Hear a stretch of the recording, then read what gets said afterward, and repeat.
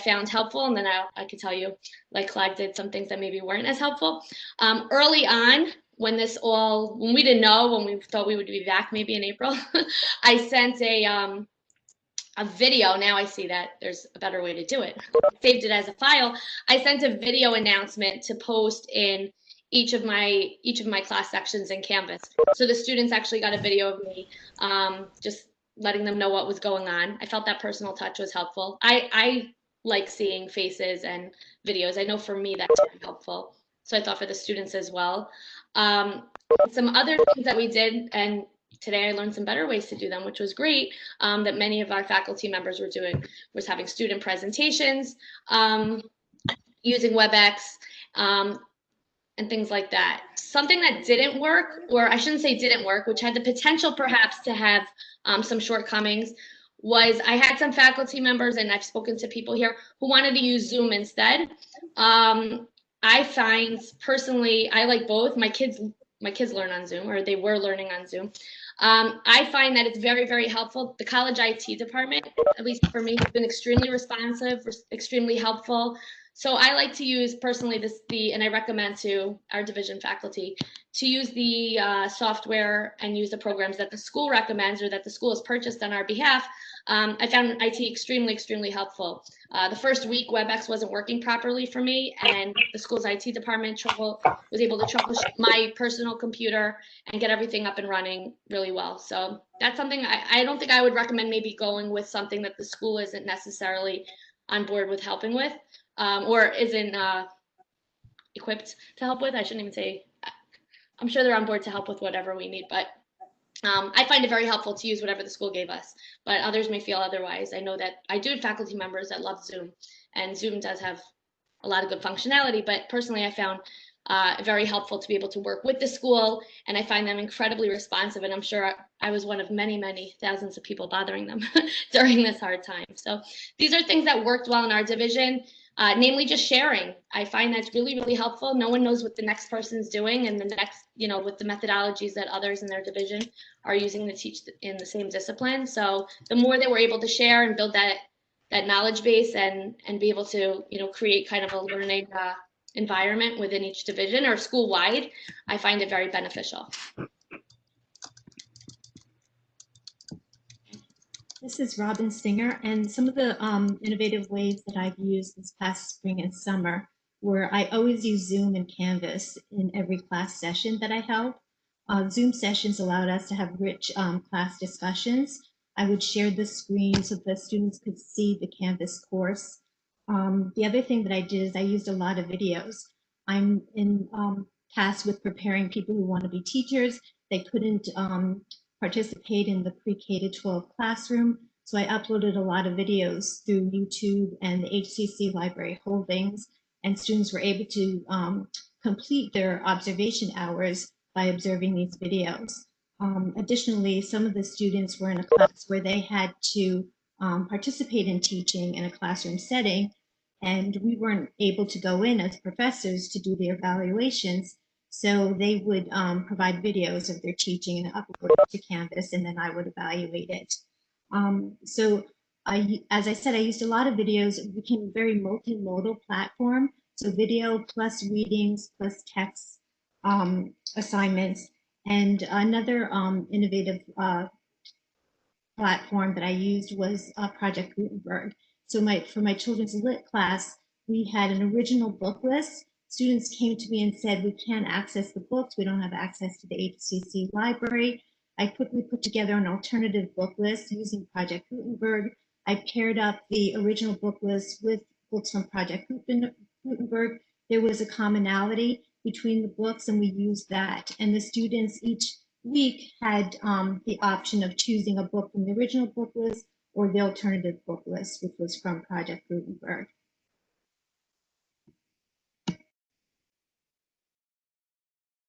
Okay, I think I'm up. This is Katie Sweeting. So Albert Einstein said, every crisis is an opportunity.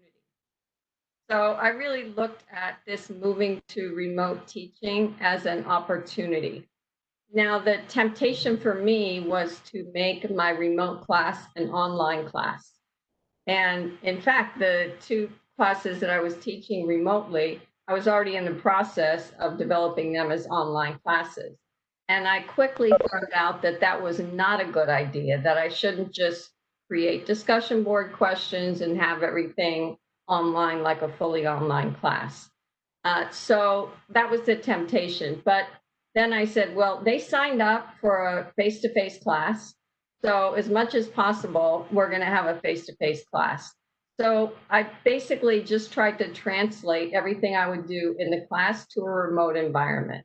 We still had discussions, large group discussions. I used breakout rooms a lot in different kinds of ways. And I stayed on Canvas conferences. I know a lot of people are not a fan of that, but I didn't have any problems with it at all. It worked really well for me. So using the small groups, having students do presentations, using the large group. I didn't do a lot of lecturing live on Canvas conferences. I prefer to pre-record my lectures and then upload them so students could look at it at their leisure. I often didn't keep them for the whole time, but occasionally I did for the whole entire time.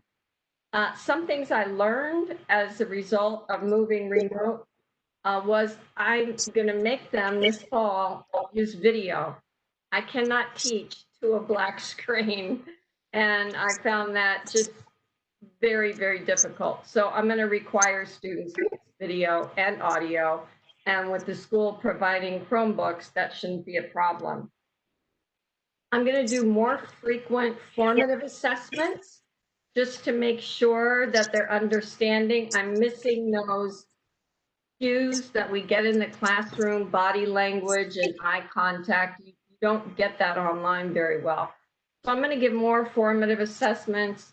As we just learned at a previous workshop, you could do polls in the class, quizzes, even using emoticons. So I think in the remote learning, we need to assess them a little more often.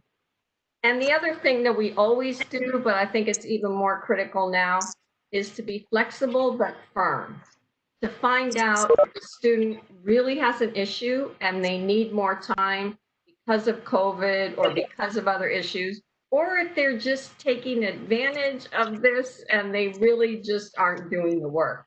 So that takes a great amount of discernment on our part, but I feel like sometimes we need to be flexible and other times we need to be firm. I just have a quick follow-up question on something Katie said, if I can.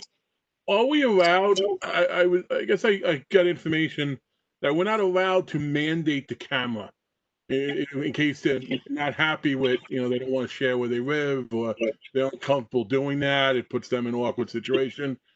So are we allowed to mandate the camera? I mean, if we are, that makes things a lot easier than just suggesting it or encouraging it.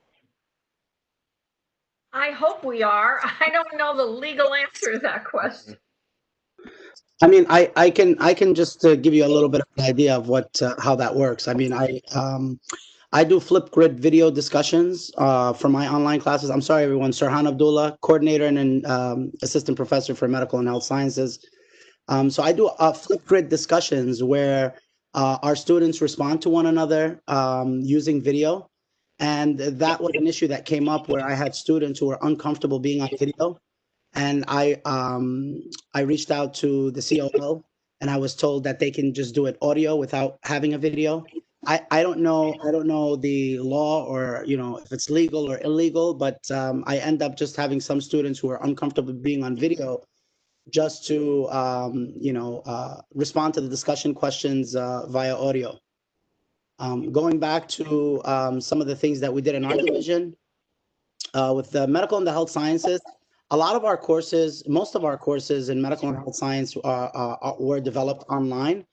And we offered both fully online and we offer also face-to-face. So we definitely had to adjust some of our face-to-face classes to remote learning. And what I did a lot was, I'm very big on active learning and student engagement in the classroom.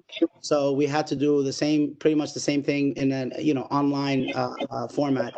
So one of the things that I don't do in my classes in any remote environment is I don't read off PowerPoint slides and just talk, and just everybody's listening.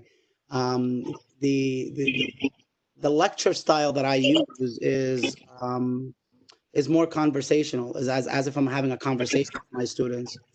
There was a lot of active learning and student engagement, and even some hands-on medical activities. Some of our students were demonstrating on video how they take vitals, how they put on wrappings and dressings. And so we were very, very creative. I allowed them to use their computer, their phone, especially in the spring semester when we went just remote. So we had to be very, very creative. And so technology, being tech savvy definitely does help. One thing I don't recommend, I know that's a part of the question that was asked, is I don't recommend that you just read off PowerPoint slides and just lecture throughout an entire remote session. It's not very exciting for a lot of our students, because really they do want to be engaged in the classroom. So a lot of videos, we put in a lot of videos, a lot of YouTube videos of demonstrations of some of the labs, because I also teach some anatomy and physiology as well. I had to be very flexible with the students. There was a lot of things that I had to do out of my way. Sometimes even making phone calls, and some students had technology issues, so I had to be IT sometimes. So flexibility is you have to be very, very flexible at times. Thank you. Great. So there are a couple of follow-up questions I just want to ask. So the first question was, Katie, you had mentioned Canvas conferencing. What were some of the negatives of Canvas conferencing? So I'm not sure about this, but it seems that when you use the breakout rooms, it's audio only. There's no video in the breakout rooms. Can anybody confirm that who's used the big blue button Canvas conferences? I think they don't see each other. Actually, that's really the biggest drawback. I mean, it had all the functionality. It has the chat, the breakout rooms. You can share your screen. I did have students use it on their phone or their tablet or their laptop. So I'm not saying it's better than the other ones. I just like the fact that it's in Canvas. They don't have to go out of Canvas to link on something else.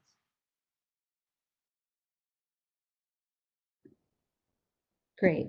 Another question that came up, how did the panelists deal with students' bandwidth capabilities? Some students wanted to participate, but it was very difficult to hear them.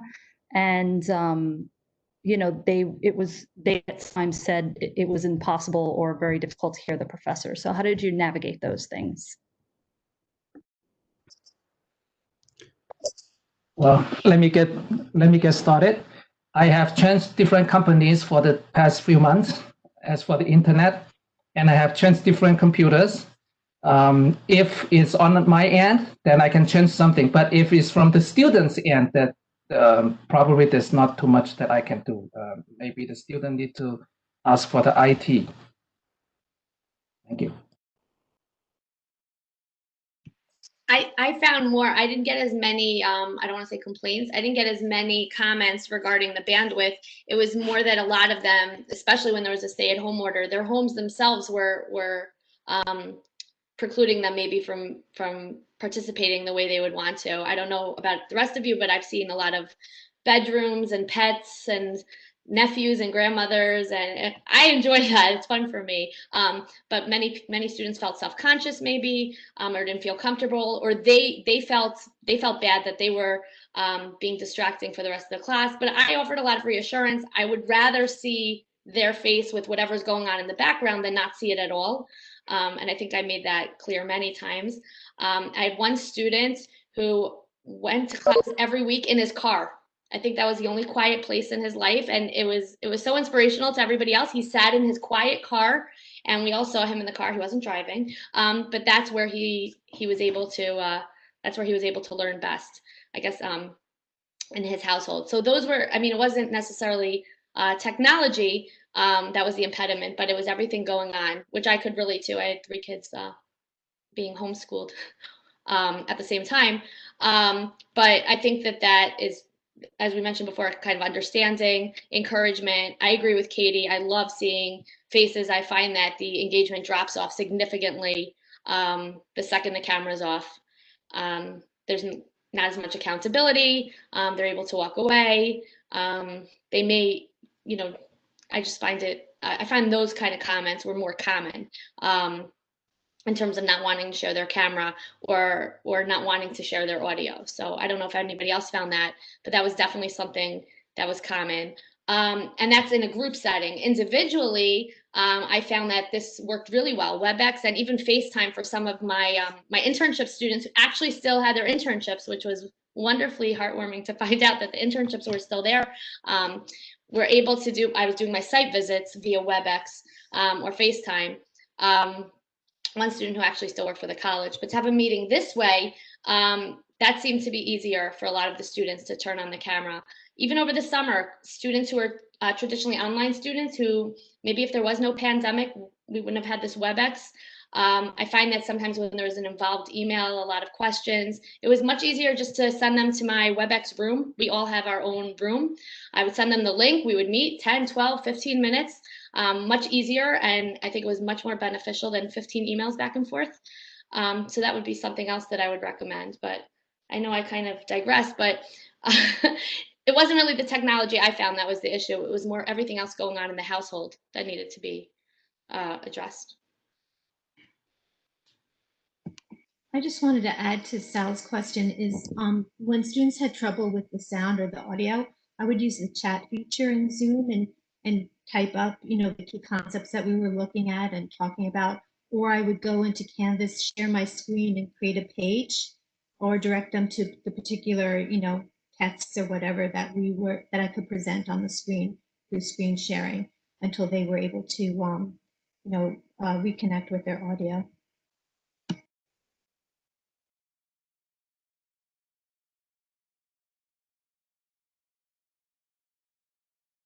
Okay. Yeah. So I just wanted to add a little bit to this as well.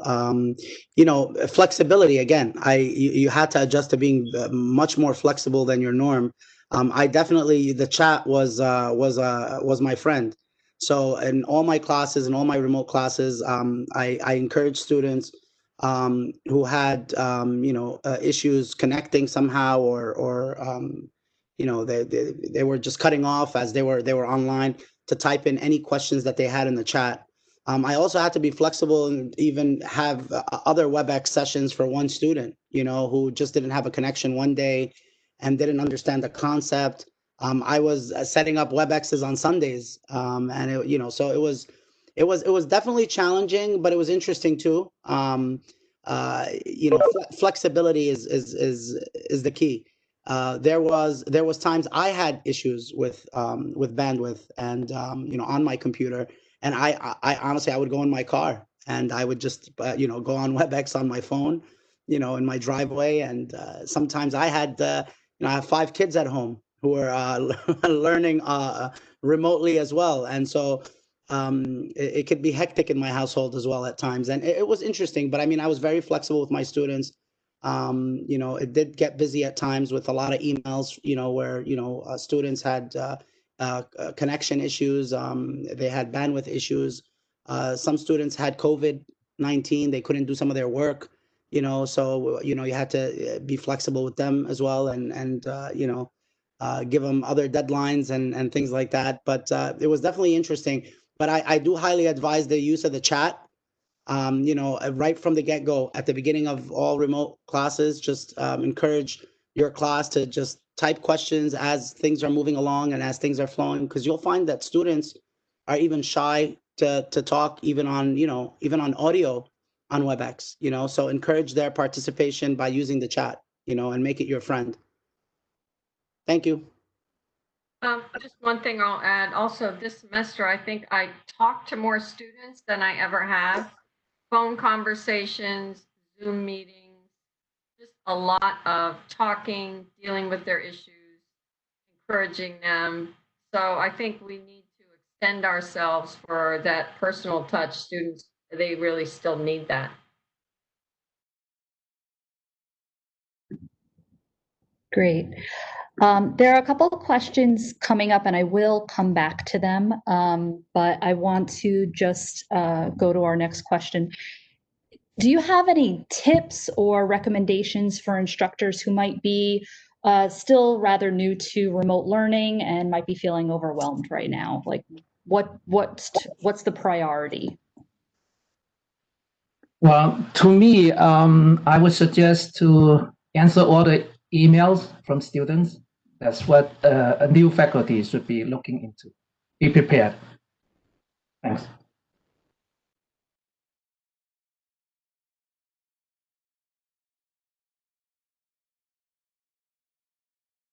Are we going in order again, or can I answer? Or, Go ahead.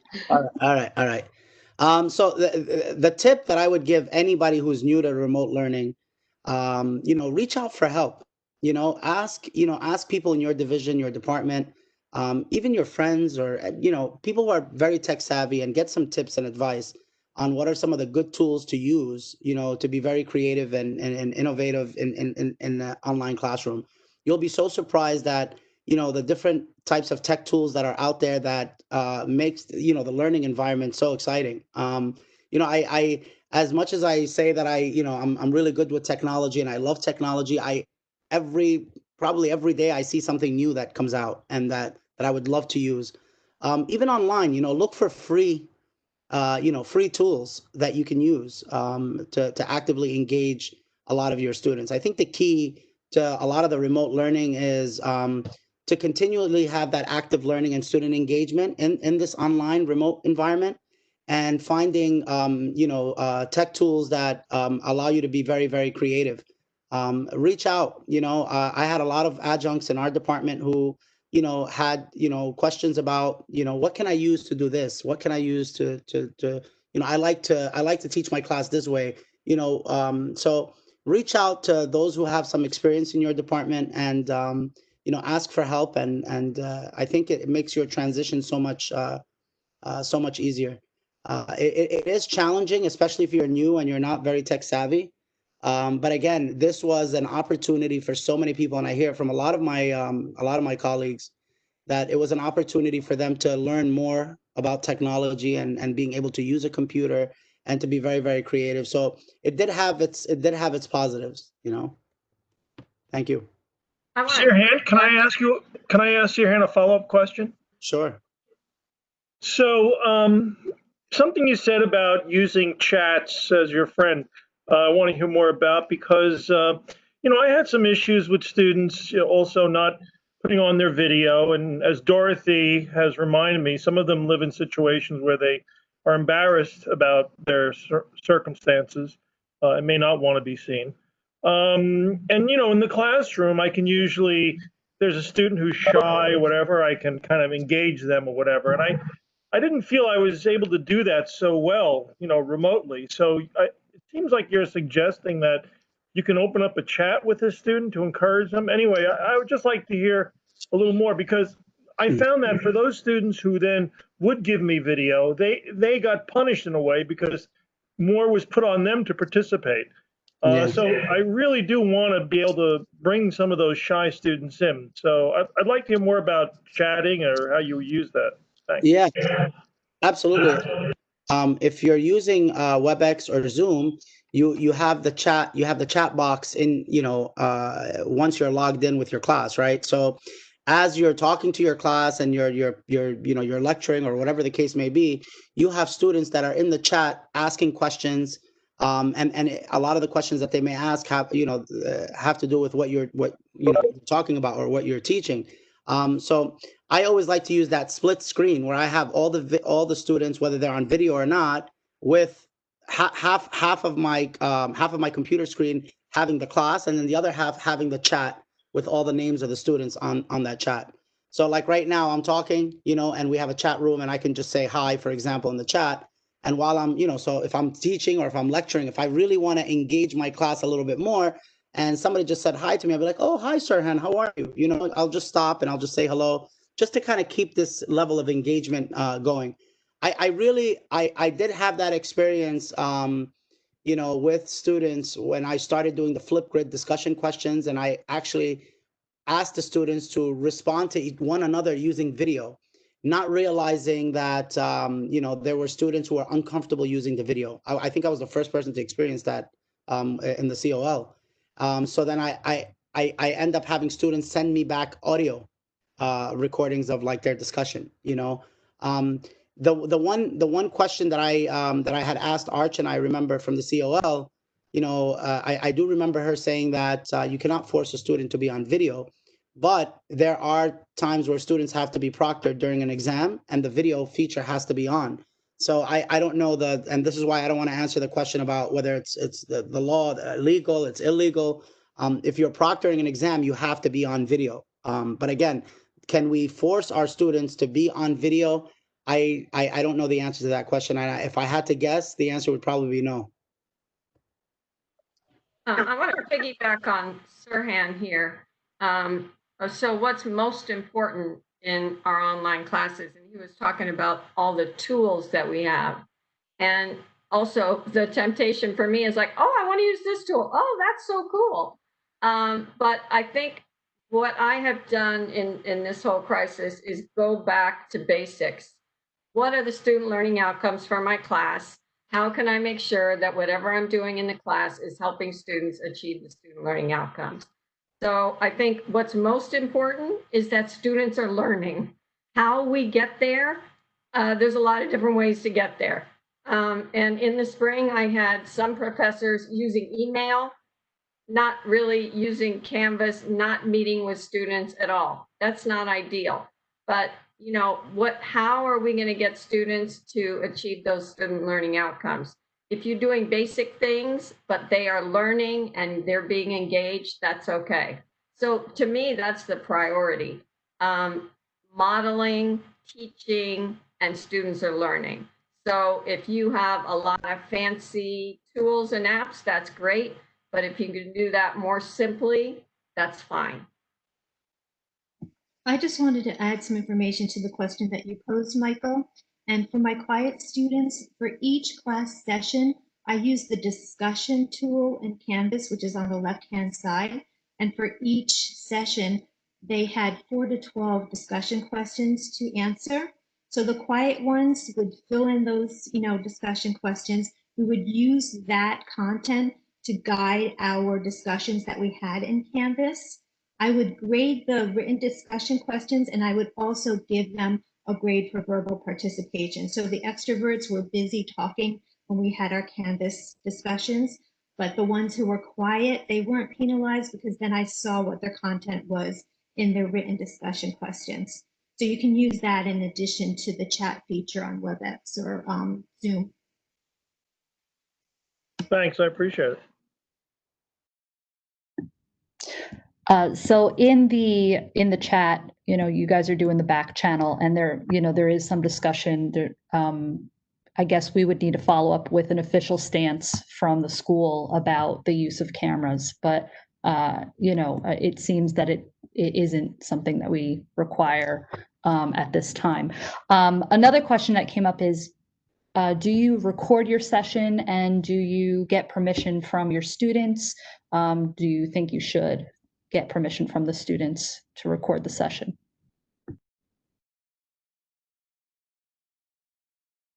I did not record the sessions. I've been in other sessions for things in and out of the school that have been recorded. I was thinking about that actually, so I'm glad that somebody brought that up. I know that we had a big discussion about this face-to-face, for face-to-face classes, about classes not being recorded because sometimes students might share personal information or want to feel that they're in a safe place to talk about certain things. Even in a business class, we talk about things like discrimination, harassment, employee theft, employee violence. So even in a business class, people share personal information that they may not want recorded and shared. So I'd be very interested to hear about that as well. Yes, Joseph. You're muted. There you go. I'm good. Hey, hello. I have just two things I'd like to say. Robin, I just wanted to just to confirm with you. So you're saying that you use the discussion board live with your students? live in the classroom as opposed to in a, you know, a discussion question that they might work on over the week? I actually expected them to complete the discussion questions before we met on Zoom, I'm sorry. And, but they would take that content and they would use it in their verbal discussions in our Zoom sessions. So it wasn't necessarily live, but it was, you know, just a forum for them to put their information down in a written format versus a verbal format. Does that make sense? Yeah, so you could use it as sort of a prompt for you to reach back to them. So you didn't engage yourself. You didn't jump into the middle of the discussion board and lead it and drive it. You just used it as a tool for discussion once you guys actually got face to face. Right. So it was like a preparatory tool for our Zoom discussions, and that discussion tool in Canvas, I could go in and respond to whatever they had written. Okay. Okay. But again, I used that for my quiet students who weren't going to be as talkative during the Zoom sessions, right? So there was a forum for each, the introverts and for the extroverts. Great, thank you. Sirhan, just a quick offshoot to you. Did you find that you had any problem with students in the chat privately discussing things away from class? I didn't have that issue. The one thing that I get a lot, and I really don't respond to very much because for many reasons, is a lot of students, because they know I'm a doctor, they like to ask me medical questions and they have all these symptoms and things like that. So that was my biggest challenge. I'm glad you brought that up. My neck has been really bothering me because of all the time we've had. Oh, never mind. Get tested for COVID-19. Everything is. I've been tested twice, negative both times. One other question while I have the floor, just a general for everybody. Has anybody used Whiteboard on Zoom? I didn't use it. I personally did not use it. I know that Tony Acevedo has used Whiteboard on Zoom. I know you have. That's news to me. Who's spreading rumors? Me. I'm spreading them right here. All right, that's it for me. Joseph, I just wanted to add something to what you asked Robin about having a live discussion. What you can do on Canvas, and I do that during like office hours and things like that, is there's that chat where it's actually on a live sort of chat. You let your students know that you're available from 1 to 2 o'clock, for example. They're in that chat room. You could use that as a discussion sort of chat style. So I do that a lot for office hours and discussions for students who don't want to be on camera or don't want to be on audio. That's a very good suggestion. Thank you. You're welcome. I wanted to. Sorry. Go ahead. I was going to say, so for Whiteboard on Zoom, I personally didn't use it, but another teacher I know did use it, but they only used it because they had a tablet that they were writing on that was projected or connected to the Whiteboard on Zoom. So they weren't using it to sort of type on. They were literally writing out just like a regular whiteboard, and then it was showing up. But they did say when they used it that way, it was really, really good. So if you have a tablet or any kind of touch thing, apparently it can be very effective. Yeah, I heard a lot of the math. I think the math instructors were using them, I guess, in STEM. But yeah, I never used it. We have a question in the chat that says, I'm gonna tie those together. So there's two. There's how are you navigating test taking with students having tech issues, and then how are you dealing with attendance? Are you screenshotting it? Are you jotting it down? How are you also assessing participation? Those sorts of things. Well, let me get started. I usually give a lucky number during the lecture, and then sometime during the lecture time, I have to give them a quiz, and I want them to go to Canvas and enter the number that I give in the lecture. Sometimes I give two numbers, like at the beginning, I give them a number, and in the middle of the class, I give them a number. And as for the test, during the test, they can scream if they have a question. For example, I had made mistakes on the test, not the student, the instructor, myself. Sometimes the multiple choice, the answer is not right. So if a few students ask the same question about the test question, that means something probably wrong. So just him or send me email or text me, email me, whichever way, just for the test. Thank you.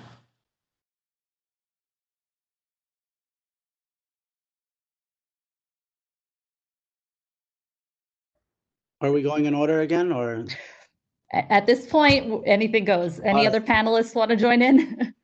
I was taking attendance through the WebEx sessions, but over the summer I taught strictly online classes, and that attendance is taken in a different way. But I was doing it through the WebEx classes where everyone would have to at least turn on their audio for the 2 minutes. And sometimes it got loud and it was a little challenging, so I'm open to other suggestions.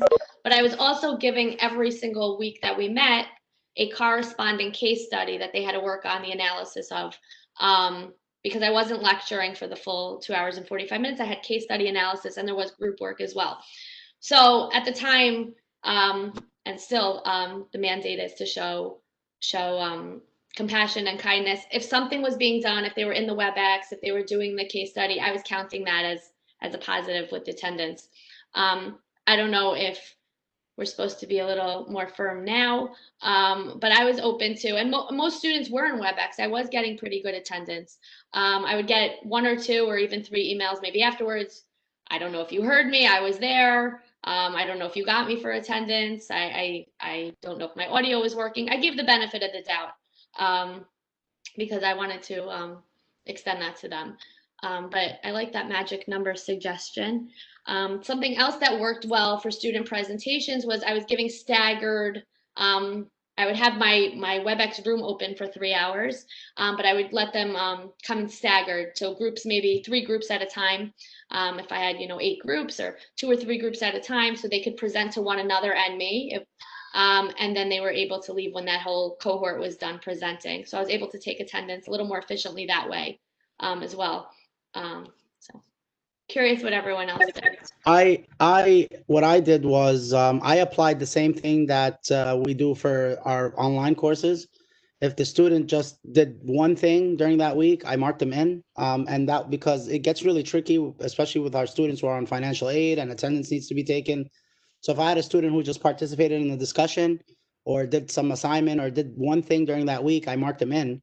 It didn't mean that they passed the course, but that was my way of taking attendance. As far as exams were concerned, that was a big issue in a lot of my classes because we had a lot of students who had again technology issues where somehow they were taken off the exam, or some students couldn't take it at that time during that class time because something came up. So again, flexibility. I had to be very flexible. I worked with a lot of those students, and I would open the exam for them and give them the same amount of time as the rest of the students in the class who took the exam. And so I was just very flexible with a lot of our students, and that was a common issue. I mean, so many students did not take the exam during the time because of a lot of issues. I had students who were sick. I had students who had to go to work. I have students who are in healthcare, and so they had to work certain shifts and things like that. So again, flexibility. So I would open the exam up for them during their time. They would email me, say, look, when you're home and you're ready to take the exam, shoot me an email. And I was like on standby on email, and so I would just open the exam up for them then. I will say that for anyone teaching a fully online class, this might be helpful when it comes to taking attendance. Could apply to also some asynchronous classes, but you know how, like Sirhan said, you're supposed to take attendance if they did kind of anything in the online course, but it gets kind of tricky because you have to go look through the assignments, go look through the DQ in the grade book, then go look in the quiz. And I mean, it can kind of take a while. So what I realized is in Canvas, on the right-hand side of the homepage, there's this thing that says like new analytics. And if you click there, you can look at each student's activity log. And it'll show you when they were online, but that doesn't really tell you if they did anything. But you can go to one category that said student participations, and it'll give you the last date of any student participation, and it counts a participation as they completed something. So they posted in a DQ post, they submitted an assignment, they completed a quiz. You know what I do, Tony? I just click on grades, and then if there's an exclamation mark, one of those yellow marks, that means the Well, kid's the group something. grade books. Yeah. Yeah, I just go straight to the grade book, and any empty box all across, no assignment, no discussion, absent for that week. I mean, it's just the quickest way for me to take attendance. Thought I'd share that. Questions? Heather, you're the moderator. Yeah, Michael, and then Joseph, and then I think we are out of time. I just wanted to add something about quizzes that I tried in the spring semester. It really depends on how comfortable you feel. A window where students can take it. So you can say like, oh, you have 4 days to take the quiz, but once you begin the quiz, you have an hour to complete it. So therefore you can set both of those times. So all of the students would still have an hour to complete the quiz, but they can do it over a few day period whenever they're available, depending on their work schedules. Because I know that was an issue that I had with students who had, childcare issues and things like that. But it's not a perfect system. Okay, Joseph? Yeah, this might be a bigger question since we're at the end, but it's just sort of a bigger general question. And I know that Katie Sweeting and I have talked about this, and she mentioned it at the beginning about when she was designing her class, that her initial instinct was to lean toward it being like an online format. And I'm just wondering, I don't know, we talked about polling earlier on, and I don't know if there's a way to show hands or whatever, but I, taught in summer one, and I found that, and I polled my students, and this is where Katie and I differed, and my students weren't really that psyched about synchronous classes. They liked asynchronous. And I, in summer one, found a balance of somewhere in the middle. And I'm wondering if, the group here, if anyone is, going fully synchronous and that's that, or people are meeting, coming up with their own ways, or people are leaning toward online, because it's remote and it's sort of on us to design it. And I'm just curious how everyone else is handling it. I'm trying to find like my acting classes must meet synchronous, they must be there. My other classes, I'm trying to meet somewhere in the middle, so, you need to establish a relationship with the students, and I think that's highly important. So I think that's really essential in terms of getting together synchronously. But then after that, gets a little flexible. I don't know if anyone else, for me, anybody else want to comment? My students were more comfortable with asynchronous because you were more flexible. They were more flexible. You gave them an entire week, that entire week to kind of complete the work and get things done. They were a lot more comfortable. But I also had students who who want to meet at a certain time that's designated for the class. But I could tell you this, in the spring semester, it was all asynchronous. And I mean, I could tell you it was, I had a positive experience, and the students were, I found them very, very comfortable. They enjoyed the flexibility more than anything, is because it allowed them to kind of, log in whenever and kind of do their work whenever, and I was also very flexible with my students as far as, submitting some work late, especially in the spring, not in the summer, but in the spring, I was very flexible. But yeah, I found asynchronous to be, to be a lot more flexible for our students, and they actually enjoyed it very much, especially in the sciences too. I think I'm talking too much. I'd like, before we go, I'd just like to thank Heather on behalf of the Professional Association for putting this on. We asked her if she would be willing to represent us for College Service Day. She gracefully accepted. So I just want to thank her for her good work. Thank you, Heather. Thank you. So we are out of time. No, Eric, go ahead. I wanted to say any final thoughts. And then I also wanted to thank the panelists and thank everyone for coming, and enjoy the rest of your day. But yeah, go ahead, Eric. I was just going to say, for synchronous versus asynchronous, the summer schedule where you have the 2 classes a week, I thought was so perfect for like a middle ground type class, because I had Monday, Wednesday. So Monday I met with the students synchronously. We went through all the material for that week. Wednesday I was available, but it was their time to work on the actual assignments we discussed. So, and I actually had, I would say half of my students every day during the asynchronous email me and say, can we set up, a 15-minute meeting so I can go over my assignment with you? In terms of the fall, because you don't have the twice a week, in my syllabus right now, I have, I think, 2 or 3 days, specific days set aside for the semester that are asynchronous weeks because they're working on a larger project. Again, I'll be available during the class time, but essentially it's for individual meetings rather than trying to get everyone together is how I'm planning it.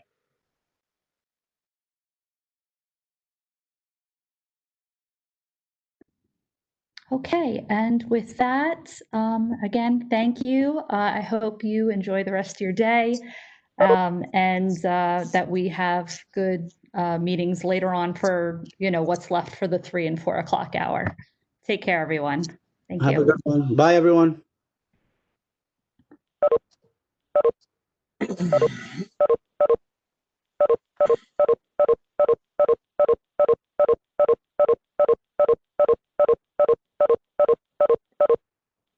I'm not leaving.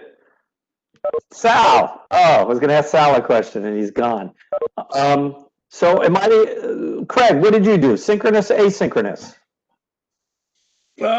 In the spring when it was all up in the air, you did a combination of both. But the thing is, there is a third option that you could have classes created. Like there's a traditional online and there's the synchronous because it has a set time. You couldn't have created a class that's online but not online, but you don't have times for it.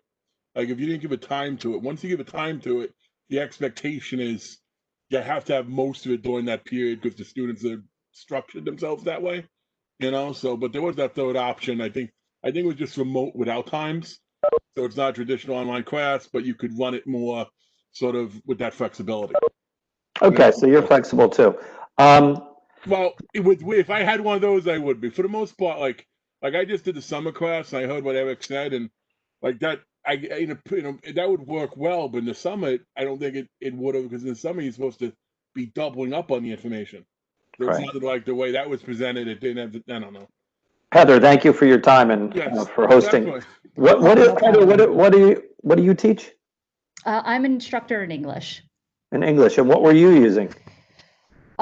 So in the fall, I was meeting with students on WebEx as needed. So I really upped my office hours, and we were doing it asynchronous. I'm sorry, not the fall, for the spring. I wasn't teaching over the summer. I think I am going to do Zoom for this upcoming, but my classes, what I meant before about the guidelines, I was told as a newer instructor, like, once I put a time, like Craig had said, then there's, the anticipation that we're at least going to meet in some capacity, maybe not necessarily the whole 3 hours, but that there's going to be some interaction with it. Heather, have you taught online, fully online yet?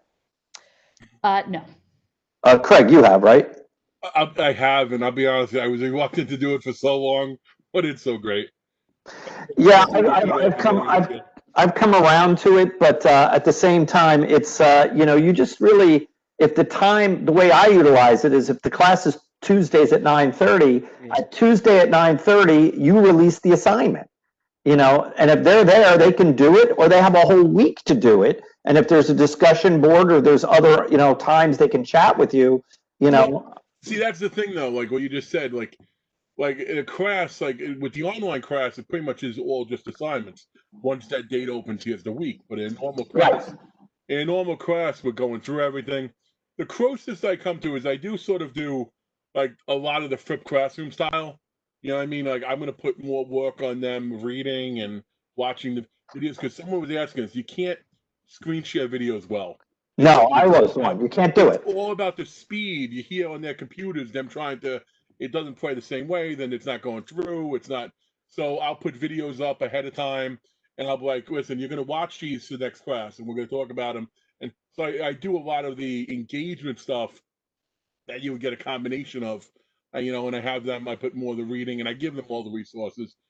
Or the other thing you can do, guys, we have to go to another session. So once we actually leave, it's going to close out, just so you Oh, know, just- because Ruth is the host. Yeah, okay. Last thing I was going to say, well, two things. The second is going to be about Craig's den that he's got going on back there, and I'm totally hypnotized by that thing on the wall. The other thing you can do is upload. You have to upload the videos. I believe you upload them to Canvas and then flip the screen and show them from there. It works a little bit better, but you still wind up. It definitely works better than trying to streamline it from YouTube. See, You that's still have some buffering issues. Yeah, that's terrible. That's really, really terrible. And the whiteboard for me is really terrible because I'm a guy who goes to the board and writes stuff down and goes here. Yeah. And now that's eliminated. It's terrible. It's all terrible.